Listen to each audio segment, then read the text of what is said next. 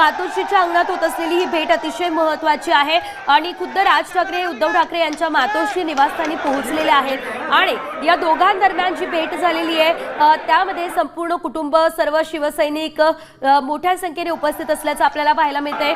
शिवाय काही मनसैनिक देखील या ठिकाणी उपस्थित असल्याचं आपल्याला पाहायला मिळतंय। एकंदरीत आपण जर बघितलं तर या आधी अनेकदा राज ठाकरे केवळ फक्त एकदा गेलेले होते, ते देखील अमित ठाकरे यांच्या लग्नाचं।